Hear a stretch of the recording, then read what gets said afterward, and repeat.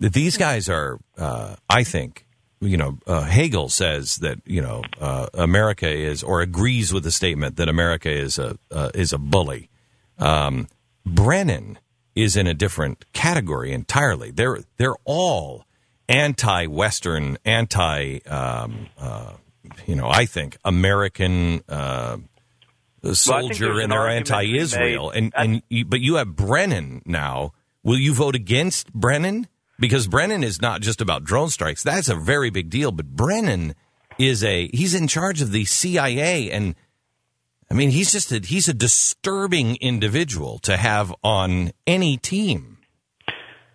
See, I think the leverage of the filibuster with this is what I'm using to try to get the White House to admit publicly.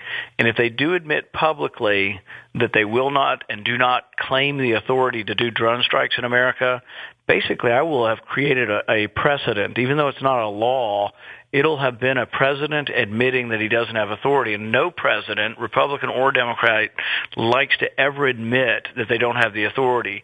Some of this came out of the Bush administration. They said that they had inherent powers to do pretty much what they wanted during war. And this was what was disturbing about Brennan, saying that he has no geographical limitation to his drone strikes. That's why we then ask, well, if you have no geographical limitation, what about Seattle or Houston?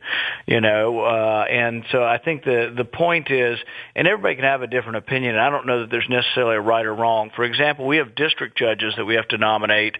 Sometimes they go 100 to nothing. Often they're 99 to nothing. And people don't oppose them, even though they know the president's appointing people we disagree with. They've just made the decision that there's a certain level you have to rise to stop these people. And then some people have different criteria when it's looking at circuit court judges or Supreme Court judges, because they're higher positions and they're lifetime positions.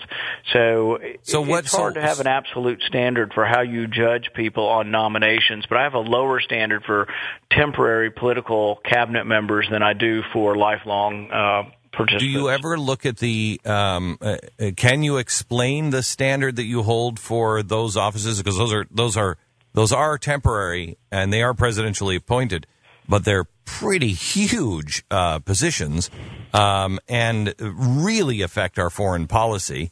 And so do you have a different standard for those guys, or what is your standard on that? And do you ever look at the whole picture of what the team he's assembling? It's a disturbing team. Yeah, I do. The thing is that I don't think ever in the history of our country have we been denying cabinet members. So there really isn't a precedent. There may have been one or two in our history who have been denied. And so I think the bar for who you're going to deny. Also, the shoe will be on the other foot someday. We're going to have a Republican president, and do we want every one of the cabinet members to be filibustered on our side? If the radicals, yeah. I mean, you talk about the anti-American Marxist or anti-Western radicals, yes. But to them, when there's a Republican president who appoints people who believe in the Constitution, who are strict constructionists, they're going to call that radical. Well, I will tell you, they already do. I mean, look, Rand, I really, really respect you, and I respect the way you read the Constitution and look at the Constitution, follow the Constitution. Nobody's doing that. And I'm just frustrated, so I don't mean any disrespect here. I'm a little frustrated because I think it can be an honest disagreement, because to tell you the truth, I struggle with what the standard is for making the votes on these. And I'm trying to have a consistent standard, and that's why I know. In voting for Kerry, I think that there's really two ways to look at this. It's either a no on all of these, or once you begin a yes process, it's a yes on all of these. So you're saying then that you will... I don't know. Wait, you're saying then you will vote for Brennan if he gets there? It depends on, I'm going to do everything I can to stop him until we get a public pronouncement from the White House saying they won't kill Americans on American soil without judicial review. And Senator Paul, you seem to be subscribing to the thought process that because the Constitution allows him to pick his cabinet, it is advise and consent. But also, however, the Senate has the right not to approve the guy too. So that too is constitutional. So why not exercise that right and stop these guys? As a practical matter, we have 45 votes, and we get 41 to filibuster. So we try to get together a group to stop with Brennan, because people are demoralized, and I think the other thing that's important for people to realize, the most important vote was the filibuster vote.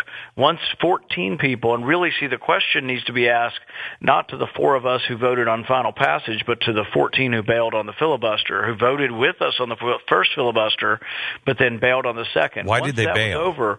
Once that was over, then the fight was done for. But it's the same on Brennan. I'm not going to get 41 to filibuster him. It's going to be me and a handful of others. But fortunately with Brennan, I have Democrats on the Intelligence Committee who are concerned about civil liberties too. And so I think we have a chance of stopping. So a lot of the nomination thing is a fight for information, a fight for concessions and public concessions, knowing ultimately that we cannot defeat any of his nominees. They have 55 votes, and there is no nominee that is going to be defeated.